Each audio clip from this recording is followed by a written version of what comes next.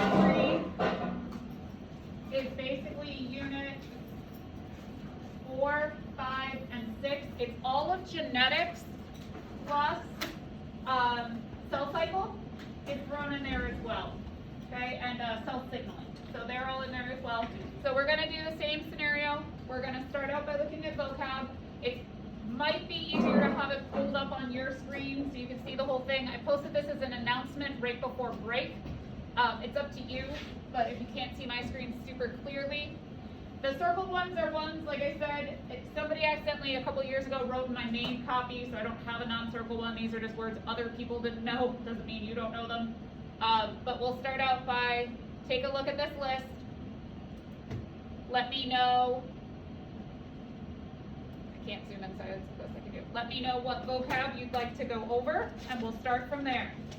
So, yeah, this one just has one page, so that's not too bad. We'll start by just creating a list you want to go over, and then I'll ID them. So take a look, read, let me know when you hit a word you're not sure of. Yep. Lysogenic cycle and lytic cycle. Yeah. I'm going to cross one thing out before I forget. Polygenic inheritance is being crossed out. It's not something you need to know. Sure, there's nothing else.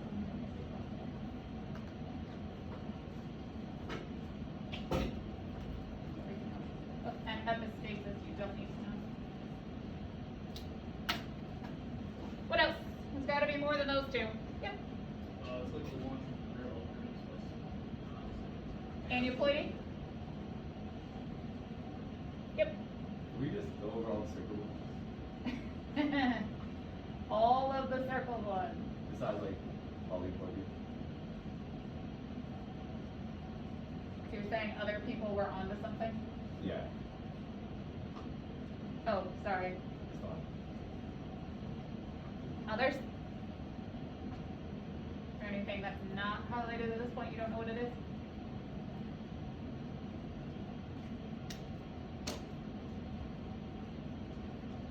Okay. Alternate splicing, this is something that's done in eukaryotes only. And it's when protein synthesis is occurring and after transcription when you get mRNA modification and the introns are removed and the exons are spliced together, how that process occurs can happen differently depending on the signal the cell received.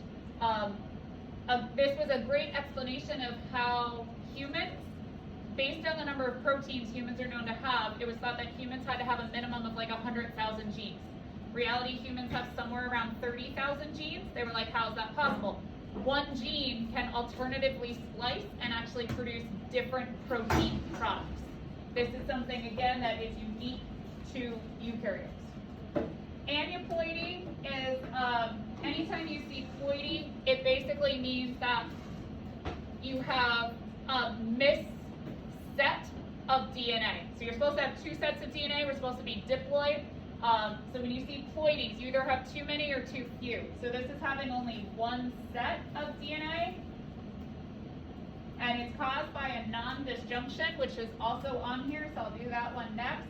Non-disjunction is an error with the spindle in anaphase 1 or 2. And so basically, either the homologous chromosomes do not separate appropriately, or the sister chromatids do not separate appropriately. So you end up with non-disjunctions. You end up with gametes that have too many or too few chromosomes.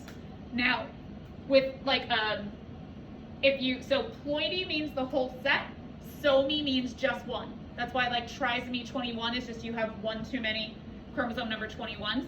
But ploidies is the non-disjunction happened all the way down, so you got a whole extra set, or you're minus a whole extra set of DNA. We don't ever see ploidies in humans, because basically being triploidy, like having 3 sets of DNA, or aneuploidy having 1 set of DNA, that zygote's not going to survive. But we do see these kind of ploidies in plants sometimes. You guys read about in your evolution unit that polyploidy, having multiple sets, 3 or more sets of DNA, is actually a way plants evolve new species. That's actually one of the ways they end up with a new species of plant. So aneuploidy is just having one set. There's not many species anywhere on Earth that do particularly well with being aneuploidy, but it can happen. Okay? Your cell plate, okay, that's in cells with cell walls.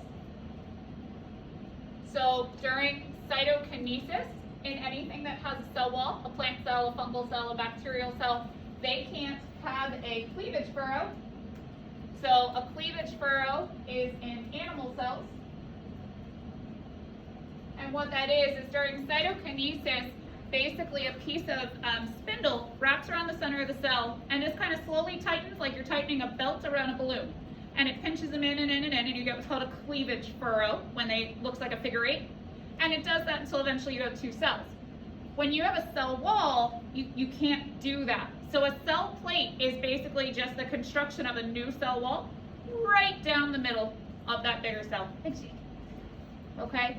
So cell plates happen in the end of mitosis, right? And meiosis in fungus, plant cells stuck with a cell wall. Cleavage furrow happens only in animal cells or the occasional protist that is animal-like and does not have a cell wall. Conjugation is in bacteria only, and it's one way to increase genetic diversity. So prokaryotes are always at a disadvantage for the fact that they do asexual reproduction. They're not going to be able to get genetic diversity in the standard ways, right? So prokaryotes have developed a few ways, evolved a few ways over time to increase this. Conjugation is an interesting one. Conjugation, if a bacteria has the right genes, these genes are often located on a plasmid, one bacteria can build a pilus to another bacteria. This is a small tube. The small tube, the pilus, will connect the 2 bacteria temporarily, and they can switch swap plasmid DNA. This allows the one bacteria to pick up new plasmid. This is a way that like antibiotic resistance can be spread amongst a population of bacteria, stuff like that.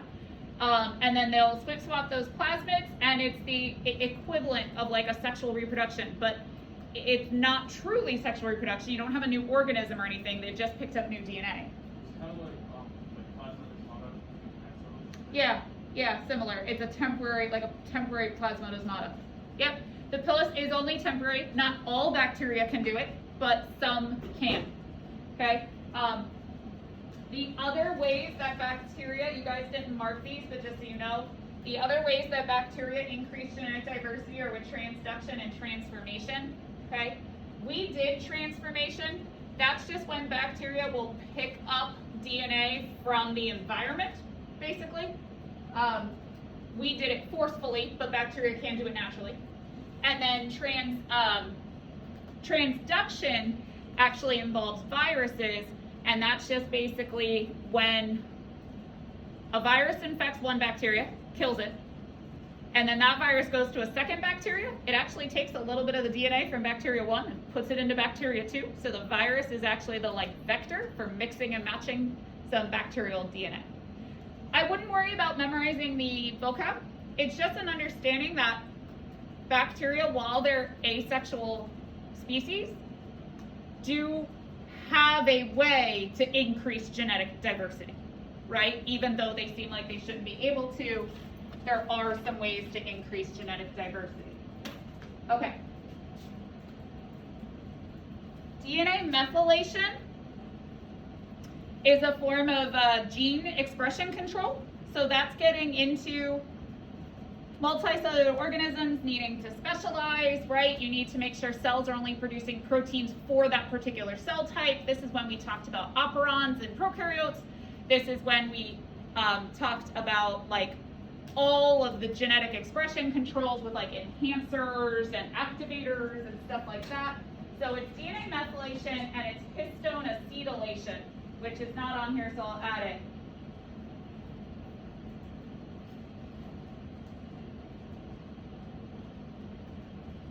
Because these are opposing, right? So basically, DNA methylation creates heterochromatin, which is off by methylating the DNA, okay? Which is sticking a methyl group, a CH3, to specifically the thymines in the DNA. It causes the DNA to chemically react and winds more tightly around the histone, making it the equivalent of off because it's inaccessible to any of the proteins involved in transcription. That's versus histone acetylation, which creates euchromatin, and that makes that section of the DNA on, meaning histone acetylation, you stick an acetyl group onto the histone protein itself, structure equals function, you change that structure of that protein, and now the DNA cannot wrap quite as tightly around the histones anymore.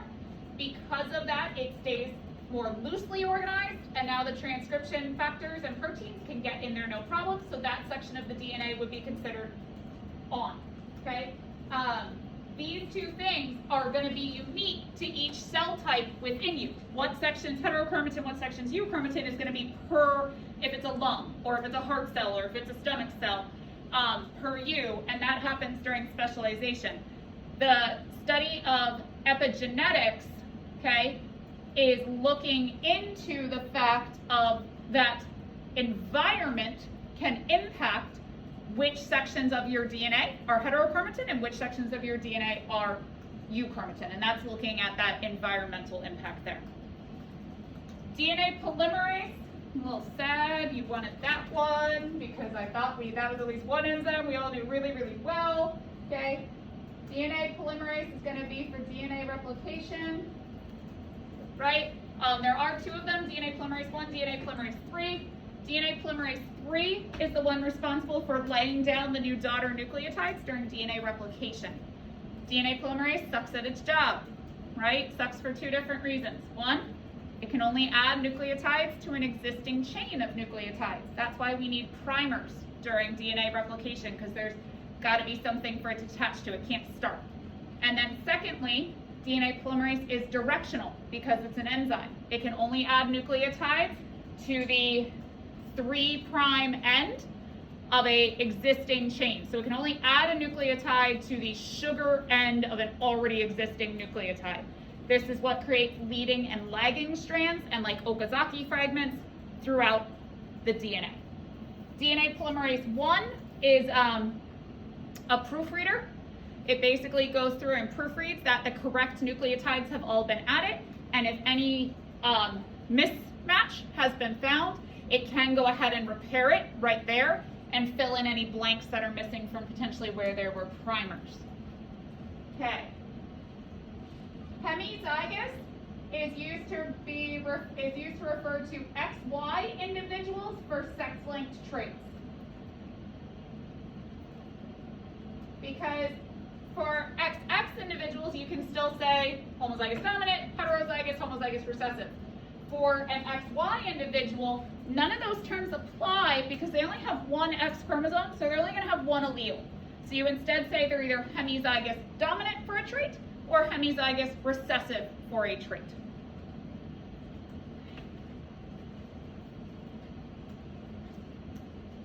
Okay. So inducible and repressible operons, and then you didn't, but just operon in general.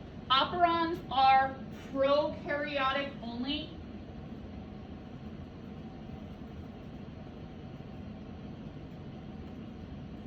Okay, these are only going to be found in our prokaryotes, and what they are is they have taken, through evolution, what has occurred is all of the genes necessary to do one complete process, whatever the process is, have been grouped under one promoter and one one terminator. This means prokaryotes can activate the transcription and translation of a whole group of genes with one signal pathway. That is not how that works in eukaryotes. Say hemoglobin, just an easy example, because you guys, we've talked about hemoglobin so many times. Hopefully you remember, hemoglobin is a tertiary level protein. It actually has 4 quaternary proteins that come together. For us to make that, we have to do 4 separate signaling pathways. We have to start up 4 separate transcriptions with 4 separate, where's just gone? Tatabox. Promoters. 4 separate terminators. So 4 separate things. A prokaryote could make that with 1 signal because they'd have all those genes under 1 promoter, 1 terminator. It's an efficiency thing. It allows them better control over their gene expression, okay?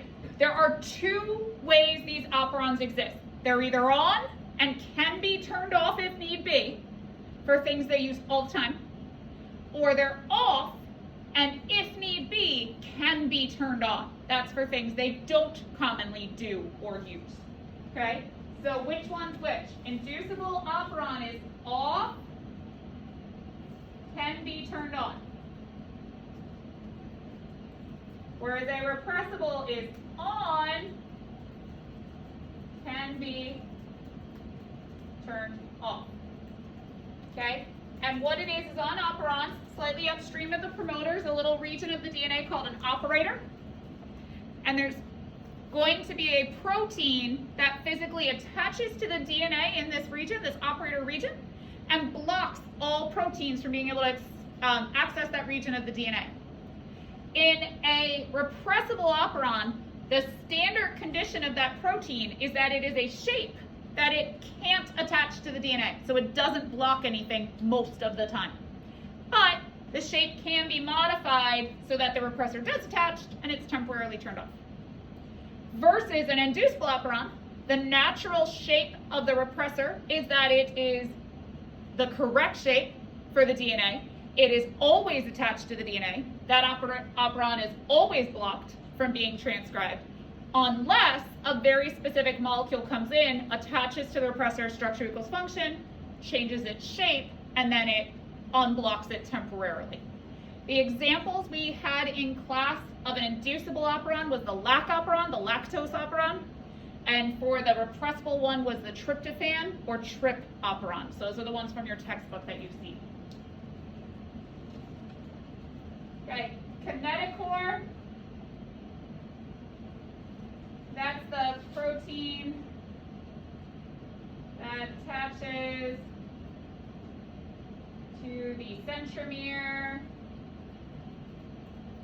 on chromosomes. It's what hooks the chromosomes to the actual spindle proteins during mitosis and meiosis. So that kinetochore is the protein that's kind of wrapped around the centromere area of the chromosomes, and it hooks the sister chromatids together, and it hooks them to the spindle, and like that's how we move chromosomes around during mitosis and meiosis. Okay, lysogenic and lytic cycles, let me explain. These have to do with viruses. We have not talked about viruses. Viruses are not in the curriculum. Viruses are what's called illustrative examples. That is a fancy way of saying it is something I could explain to, it's an example I could use to explain something else. If viruses show up on the exam, the only way they would show up at the exam is if they gave you a whole big background reading on them, okay? But just throw it out there in case you see it.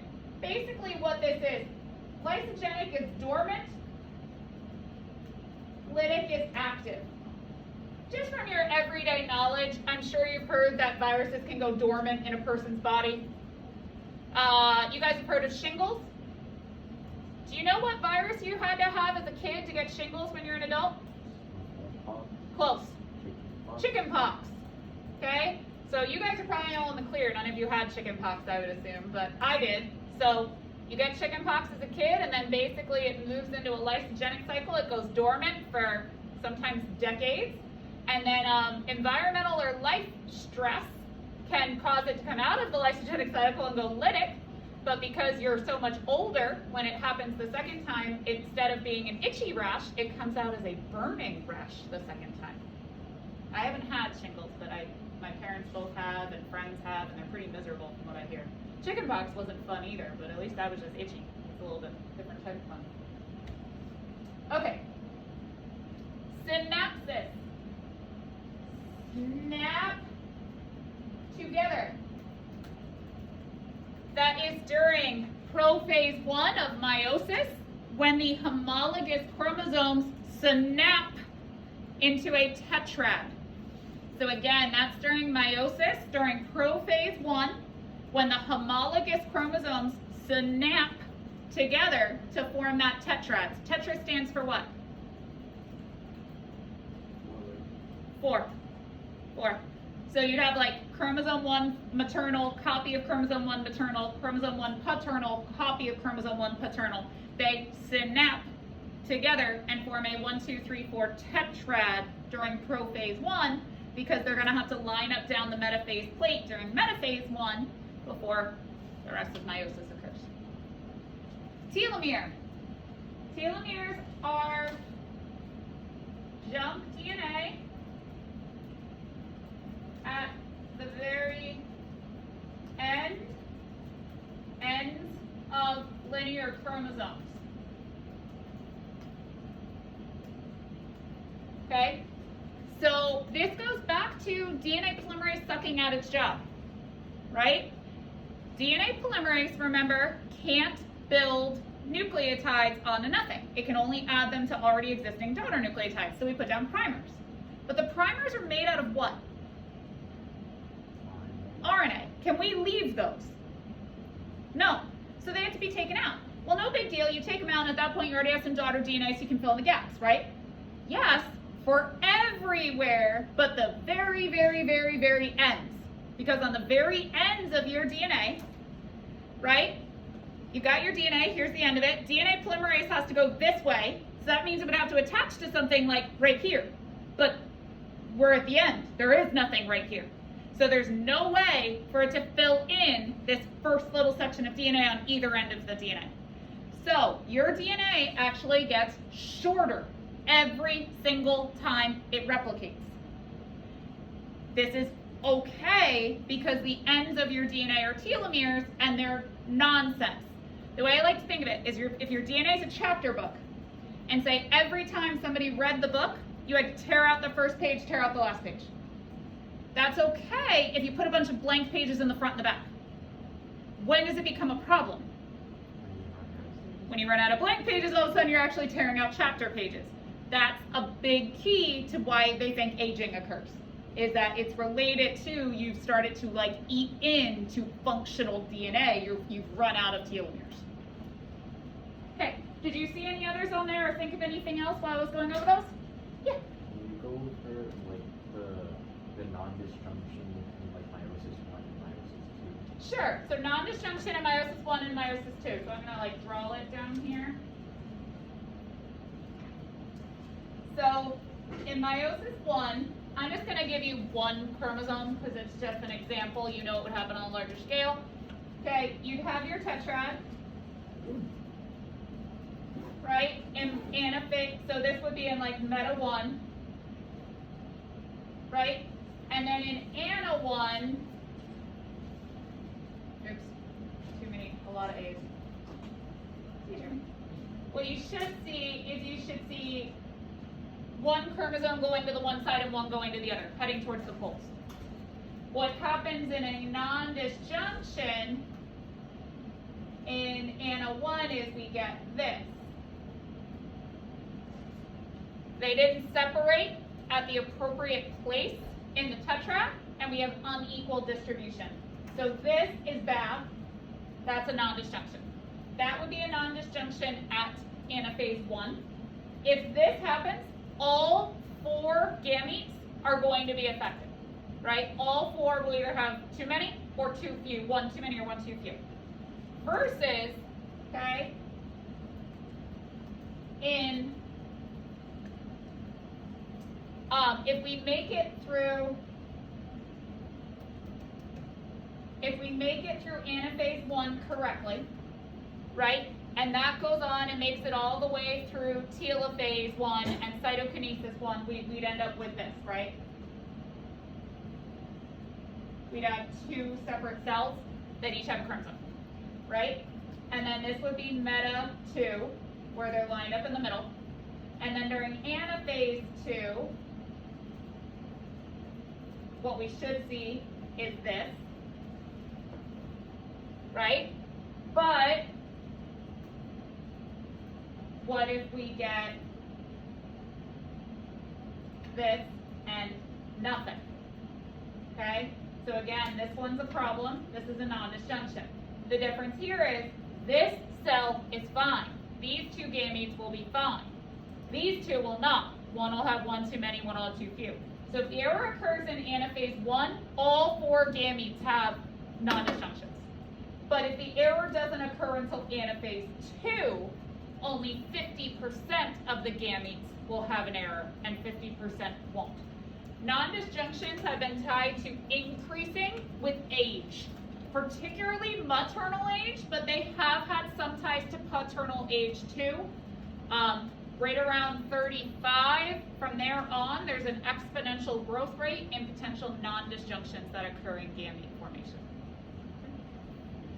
Anything else from this before we go into the can you questions? Is it coming back to you? Some yeses, some no?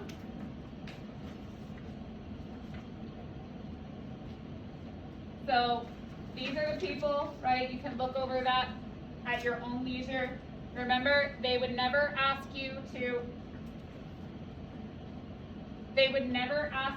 like pull a name out of a hat in like a essay, but there you can be and have been a handful of multiple choice questions over the years that are like, Rosalind Franklin did blank. So you should have a general idea of the stuff in this chart. So let's get to the can yous, and then when you can't, I'll go over stuff.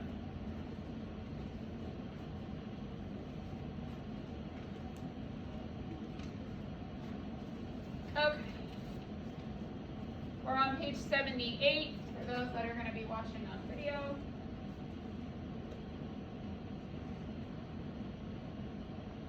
And on that a little bit.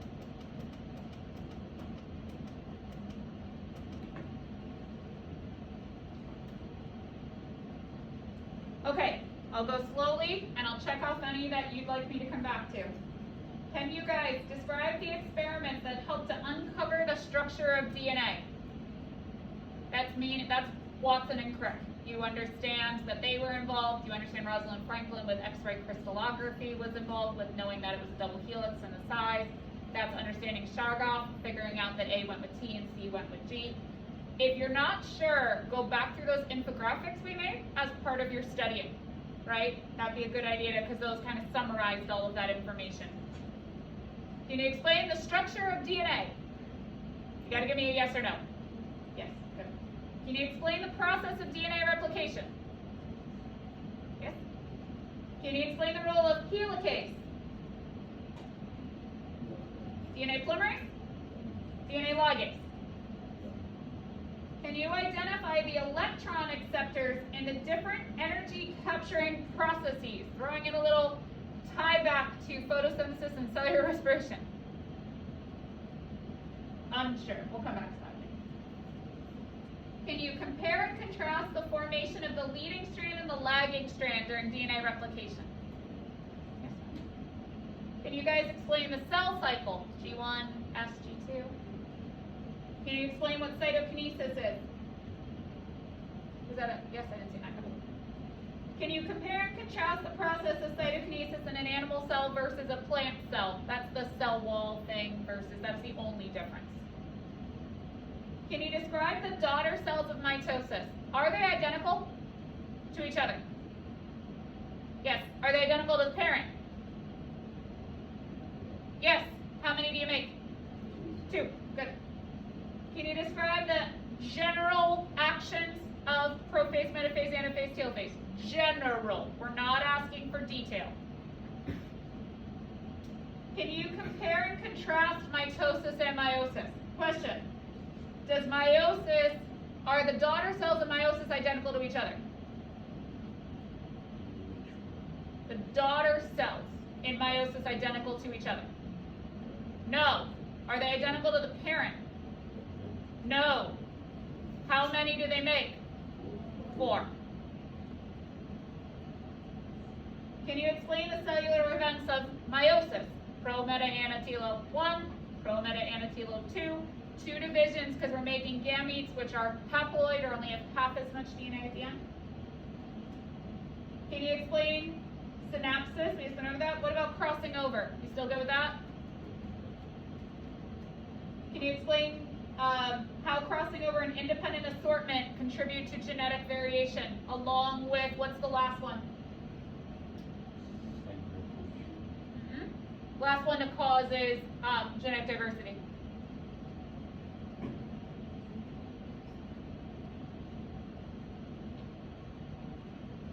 Random mutations, random generations.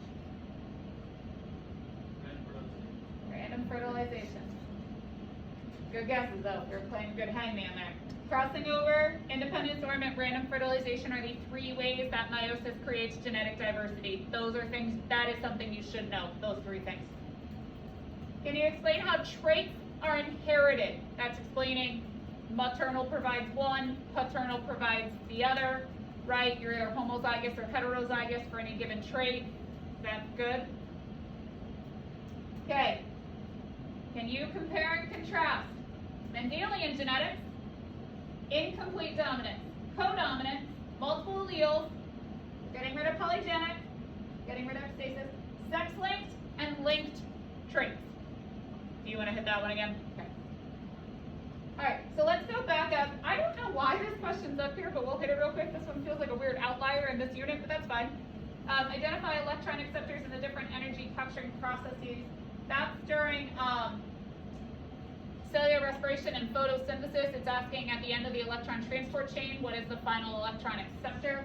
And in photosynthesis, that's going to be NADP+, is going to be our final electron acceptor.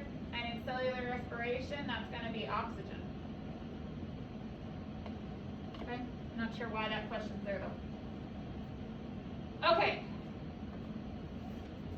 Mendelian genetics, incomplete, multiple, sex-linked, and then we'll do linked separate. Okay, so basically,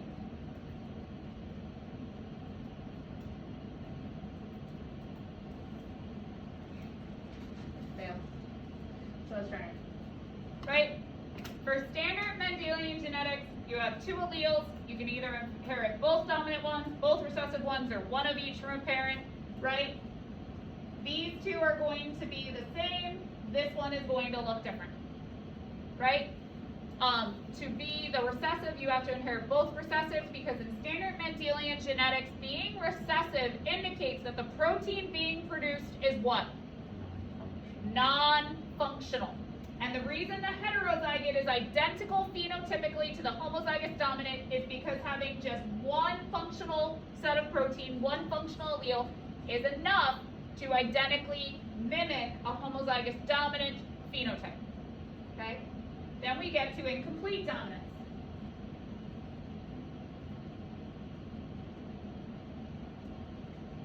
And that's no longer the case. Your homozygous recessive is still lacking fully in functional protein. Your homozygous dominant still creates 2 sets of functional protein because it has 2 functional alleles. Your heterozygote ends up in the middle. People sometimes think this promotes blending theory. No. What's happening is heterozygotes only produce half as much functional protein as the homozygous dominant, correct? In genes that are incompletely dominant, producing half as much functional protein is not enough to be phenotypically dominant. It's not enough. So like if we were doing colors, the homozygous dominant is red, the heterozygote's white, lack of pigment. or I'm sorry, the homozygous recessive is white, lack of pigment. The heterozygote ends up pink, because what is less red? Pink. Here's another example I like better. There's a disorder called hypercholesteremia. Cholesterol, to get inside of your cells, has to have a receptor protein. If you're homozygous recessive, that means, or homozygous dominant, it means you're healthy. You have a normal number of those receptors. If you're homozygous recessive, you have none of those receptors at all. And you have genetic high cholesterol, like regardless of your diet. If you're heterozygote, they only have half as many receptors as they're supposed to. So they're not healthy, but they're not as sick as the person who's homozygous recessive. They're in the middle, okay? Incomplete dominance. Codominance.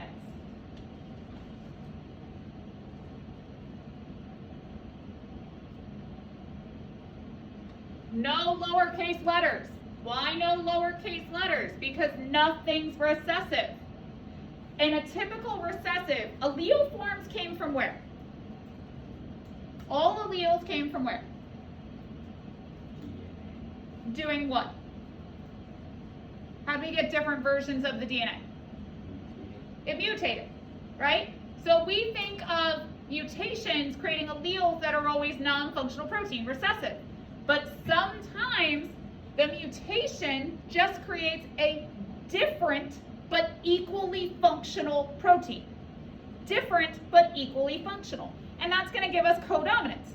So you could get the A version of the functional allele. You could get the B version of the functional allele. Or you could get one of each, and your body will produce both functional proteins. No one is recessive. Everything is functional. Okay? Then we get multiple alleles. This is like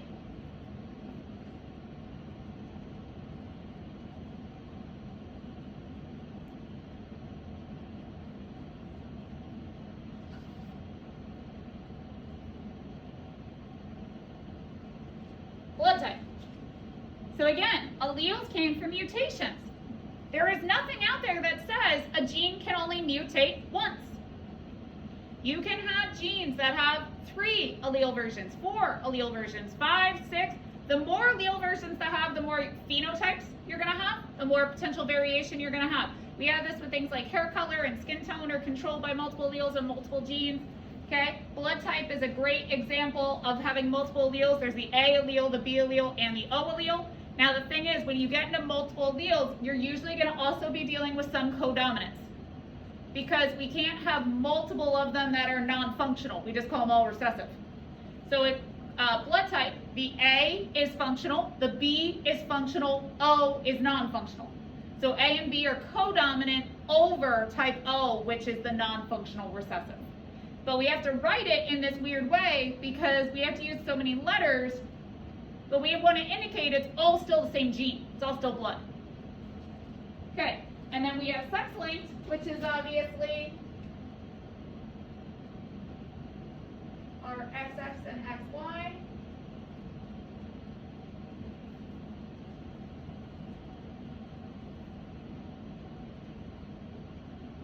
Okay, so this is a case where our gene is located on the X chromosome.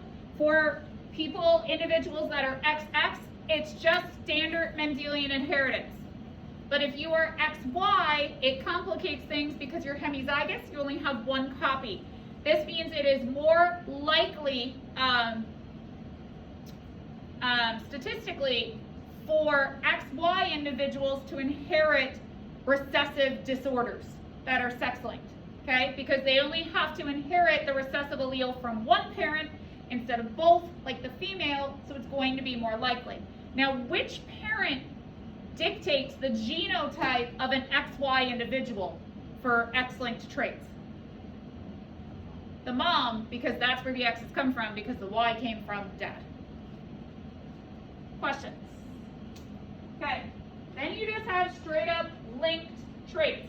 Yep, go ahead, sorry, question on the first. Would sickle cell anemia be Mendelian genetics? There's some argument as to whether sickle cell anemia is Mendelian or incomplete, but it's typically listed as Mendelian. Some research shows that if you're heterozygous, you do have some symptoms, which means they want to actually potentially move it to incomplete. Good. Linked genes. So back during meiosis, one of the things we talked about that increases genetic diversity is independent assortment, right? The fact is, like, how you inherit one chromosome has absolutely no impact on the way you inherit the next chromosome, right? That is true, and law of segregation is true for your genes, meaning if we're looking at traits A, trait B, trait C, trait D, they don't impact one another. That's why you can have those really complicated practice problems where it's like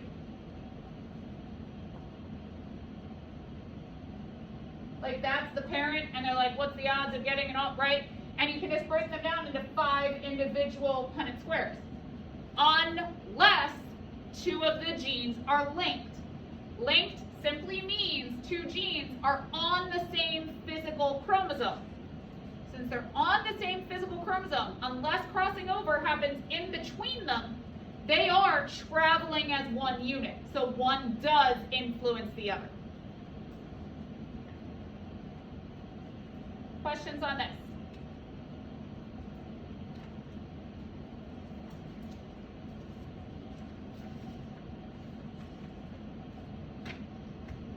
Ready for the next step?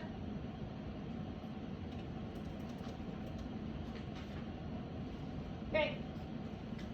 Remember to say yes or no. Can you describe the structure of an operon system? Kind of just went over that a little while ago. Explain the difference between an inducible and repressible. We did that. Can you explain how chromatin compaction affects gene activity in eukaryotes? Which type is it referring to when it says compaction? Heterochromatin.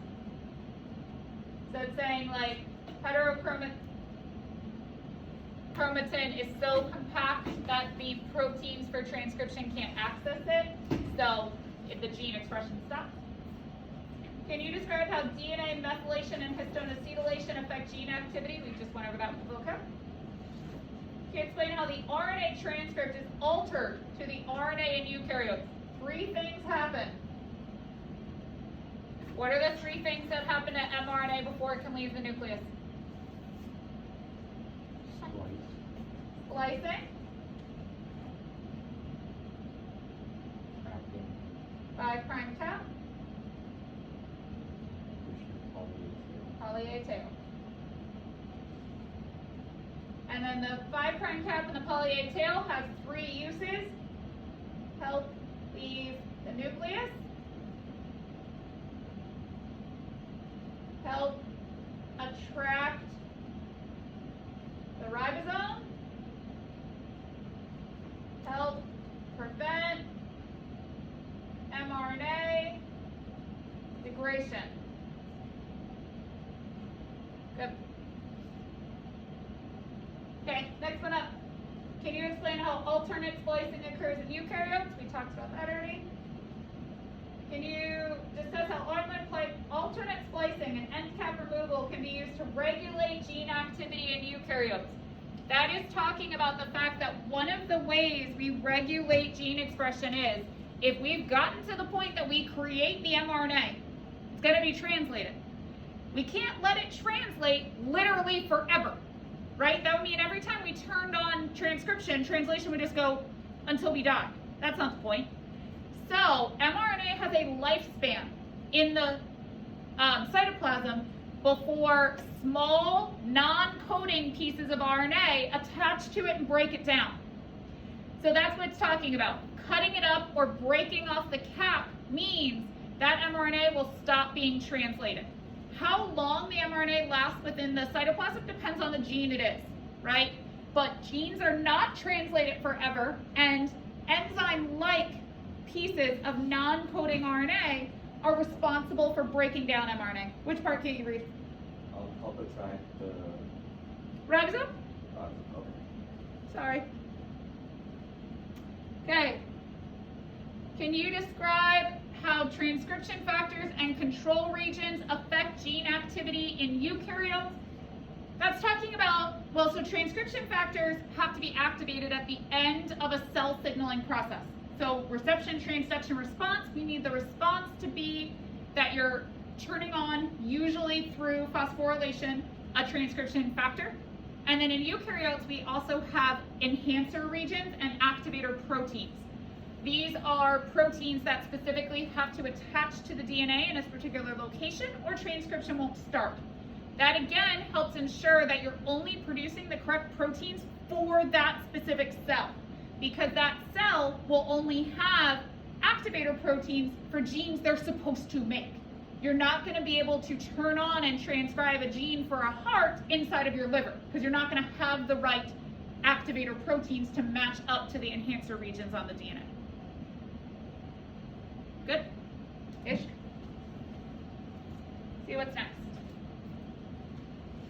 Can you compare and contrast local and long distance regulatory mechanisms?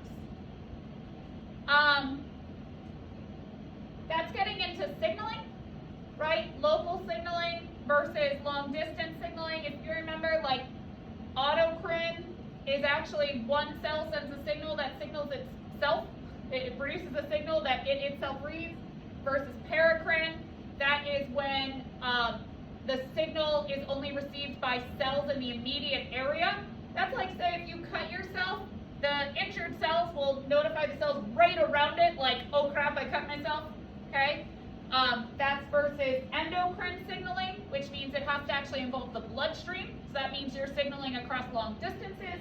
Or synaptic signaling, that's when you're signaling across neurons, which is also long distance. So it's understanding that we're always following the same end result. Reception of a signal, transduction of a signal, response.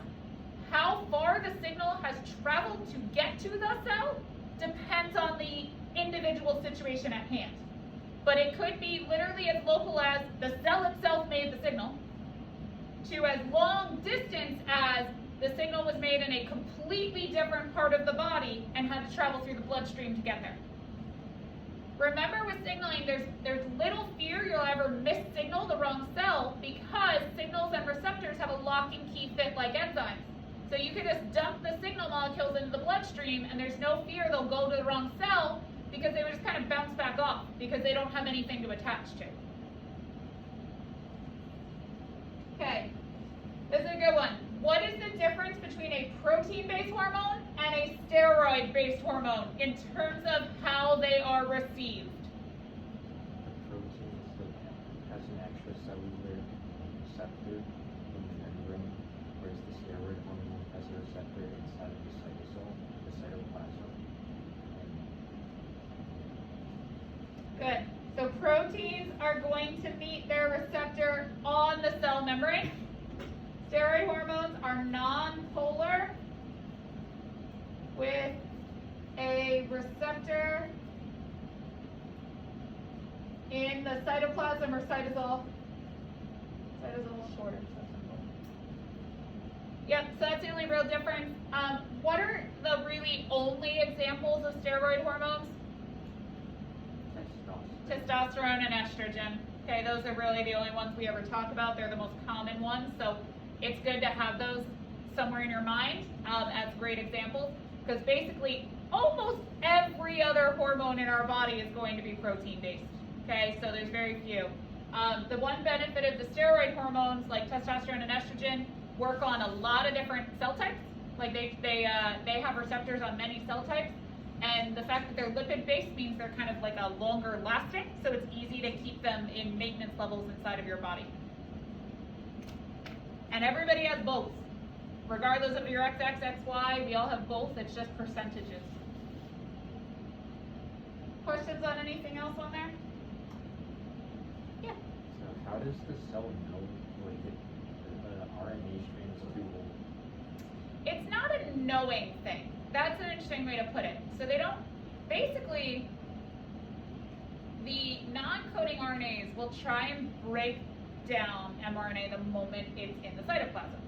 So what it is through the signaling process, the cap and tail they put on them can be modified, and kind of their like length can dictate how long it'll survive in the cytoplasm. So it's done at the back, the front end, not the back end. Good. Other questions?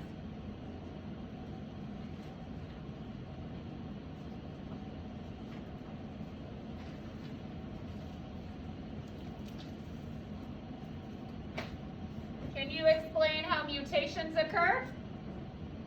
Probably, right? You understand mutations are just changes to the DNA? Can you explain what a point mutation is? How about chromosomal level mutations? Remember, non-disjunction is not a mutation, right? Mutation has to actually be a change in the DNA. Non-disjunction is an error, causes all sorts of problems, it's not a mutation. Chromosomal level mutations are very large scale deletions, very large scale insertions, large scale inversions. A piece breaks off and reattaches upside down, like one of the arms of the chromosome. And then you can also get what's called a translocation. This is where, like, you get crossing over between non-homologous chromosomes. So like a piece of chromosome 7 and a piece of chromosome 17 accidentally get swip-swapped and they're in the wrong place then.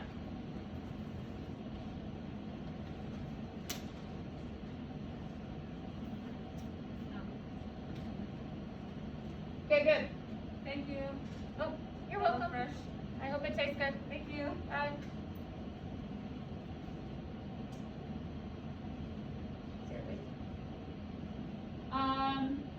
Point muted substitution mutation, right? They just swap out like an A for a T, a T for a C. Insertions. The big deal with insertions and deletions is understanding if they're in a multiple of 3 or not. Why? Why does it matter if an insertion or deletion is in a multiple of 3?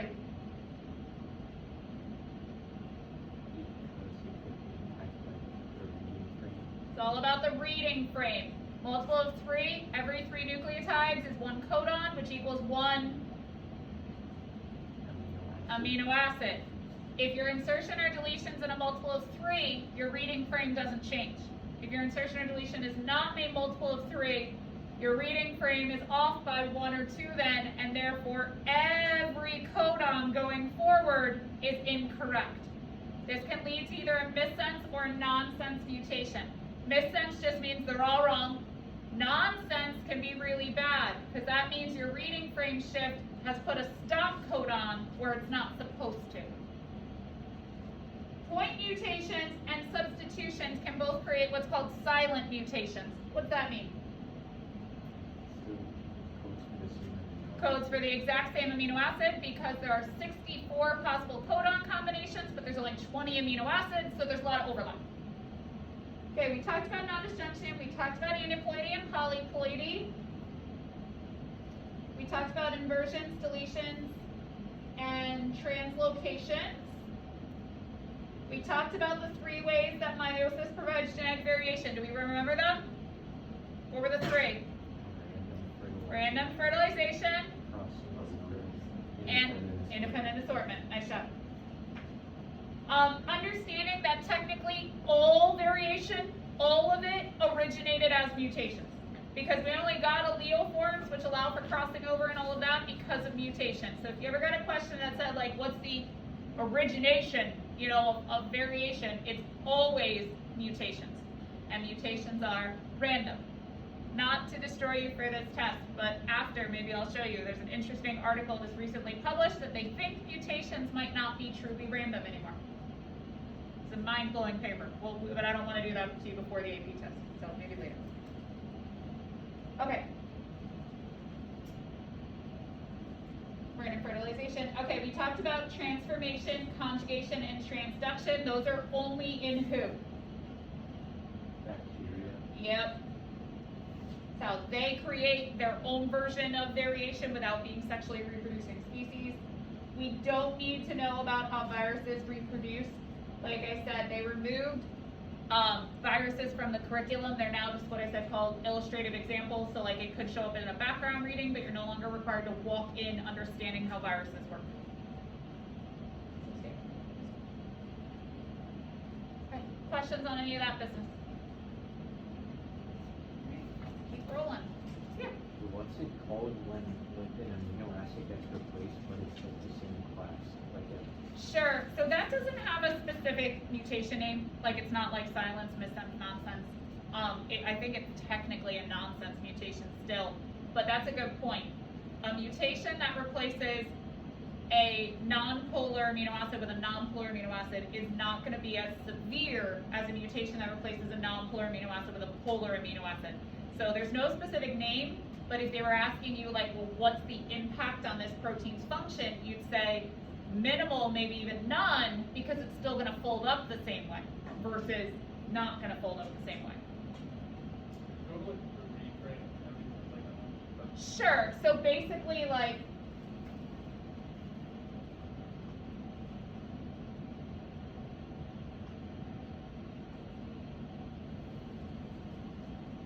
so if I have this piece of mRNA, how do I know that's RNA, by the way? You. Said using it, okay? If I have this piece of RNA, right, the reading frame is going to be in codon, which is per 3, which means every 3 nucleotides is an amino acid. A1, A2, A3, right? And we'd use that codon chart to look up like, oh, okay, it's methionine, leucine, isoleucine, whatever. Okay, well, let's say all of a sudden there's an oopsies, and they stick an extra G in here. So now it's AUG, CCC, AGC, CAU, UAG, CCU. Every single one's wrong. But if I had an insertion that was like GAG, yes, I added a whole nother amino acid, but all the rest are still right at least. It's still an error. You're still going to get a different protein. It's not going to be the severity of an error of frame shift. Does that make sense now?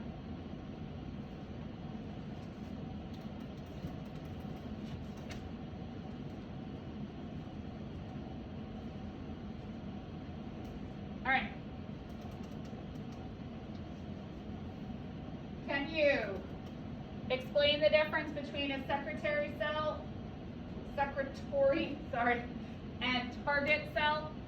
This guy makes what? That makes the signal or the hormone. This has the Receptor. yeah. Discuss ways that cells communicate. Don't worry about this 3 ways thing. That's not important. But understanding that cells can communicate with each other, right? We understand that typical cell communication is one cell sends a hormone, the other receives it. It sets off a signal transduction pathway. You can't have cell-to-cell direct communication. Okay, an example of this is like how your immune system works. In this case, the hormone or the signal is actually directly attached to a cell. So when it meets up with a receptor, it's actually still attached to a cell itself. Your immune system cells work this way to identify cells they need to kill, stuff like that. So that would be like direct cell-to-cell communication. That's another example. You don't need to know the nitty-gritty details of that. We are no longer required to know like immune system and stuff, but just understand that for cell communication to happen, there has to be a signal and there has to be a receptor. How exactly that happens depends on the situation. So you said direct cells. That means like the cells can't be touched, right? No, because we know they fuse and that's bad. So they touch through 2 proteins. It's still a hormone and a receptor. The difference is the hormone's not free floating. The hormone's actually attached to a protein on the second cell. And then they like come up and the little proteins touch and the cells just stay close but not touching. Okay.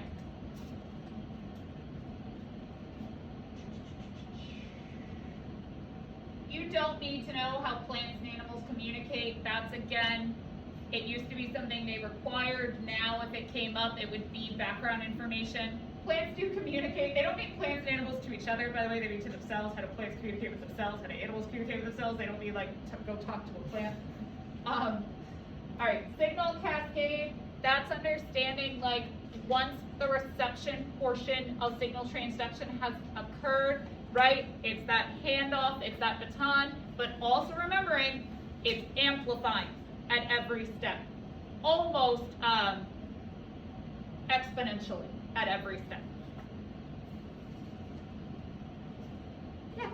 So if your amplify is right, then does it disturb like any other cells nearby? So like It's all internal of one cell. oh, Yep, it's on the inside. So if you're going through this specific packet, you're going to see a lot of examples of things. You're going to see it talking about how your nervous system works. You're going to see something called like short day and long day plans.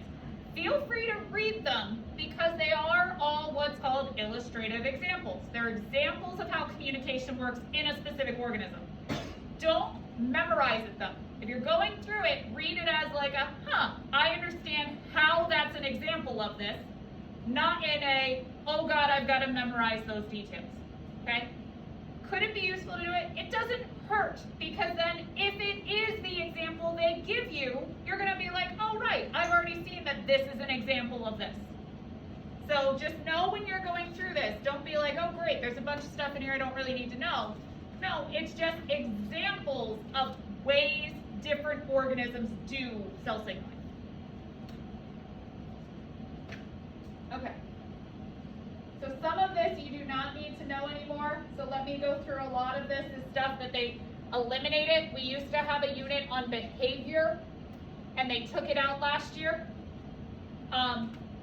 Okay. Homeotic genes, you no longer specifically need to know. It's an illustrative example. Homeotic genes are the ones that are very, very, very, very, very beginning that turns a zygote into a fetus. It's why your arms end up in the right place, your legs end up in the right place, your spinal cord ends up in the right place. It's these initial genes that get turned on in a specific pattern that lead to a very specific set of cell signaling that puts everything where it's supposed to. You no longer need to be able to describe what germination is. That's plant version. Yeah. So I'm gonna think they're like home boxes. Yeah, same. They're one's an abbreviation of the other. Yeah. You probably learned about those in biotech, I think. Yeah. Can you identify an example of a genetic mutation? Yes, you should always be able to give examples. You do not need to specifically explain how it would affect development. They removed that from the curriculum. Post-translational regulators. Students, if you are taking the activity bus, please prepare to meet that bus outside. Students, if you are taking the activity bus, please prepare to meet that bus outside. It will be arriving shortly. Thank you. Post-translational regulation is what we talked about with, well, we've talked about it in two ways. One, with gene expression, understanding that proteins also do not last forever. Proteins have a lifespan, and then your body breaks them back down and rebuilds them. The other thing is, think about like the Golgi body. You know, I always said the Golgi body packages and ships proteins. It also can do some modification. That can be cutting off an amino acid or two. It can be helping it to fold up, right? Post-translational regulators are getting proteins into the correct final shape for the right period of time that they need to exist for. Okay. You don't specifically need to know this, but this is a word that comes up a lot, so you should. Do you guys know what apoptosis means? Programmed cell death. So I think we always think of it as like a very negative thing, like the cell is sick or something like that. This is pointing out an example that apoptosis is actually really necessary for normal development. Did you guys know in utero all of us had webbed fingers? We all had webbing. But then those cells that create the webbing are told to apoptose at a key point before you're born. Not everybody's are. Some people are born with webbed fingers or webbed toes and it gets cut. When you're an infant, you don't ever know. But yeah, that's purposely killing off the cells that create the webbing so you don't actually have webbed fingers. So just understanding that that's all still cell signaling. That's sending a cell signal, ending with it saying, okay, kill yourself. Like that's the final result of that signal. So I realize that sounds really bad on a video. But this is still all tied to signal transduction pathways and understanding that it's all communication on a large scale level. We've got a couple 100 trillion cells inside of our body that need to communicate with each other, and that there's a lot of different outcomes of what the signal could make the cell do at the end. We don't need to know plants anymore. They decided you guys are not botanists anymore.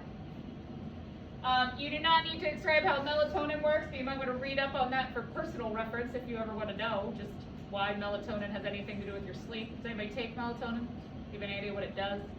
Look it up. don't need to know pheromones. Pheromones, though, just for like a reference piece, pheromones are airborne hormones.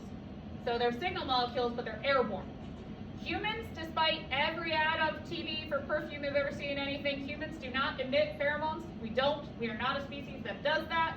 There are species that emit pheromones. We're just not one of them, but they're just airborne hormones. So it's the same thing. It's just, in this case, how the hormone gets to the receptor cell has changed. So again, have to have a hormone, have to have a receptor, have to set off a transduction cascade. A lot of ways we can make hormones, a lot of ways we can get hormones to the final cell.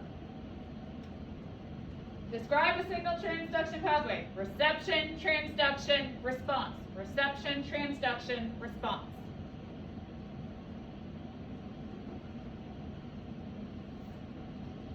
Okay. Questions?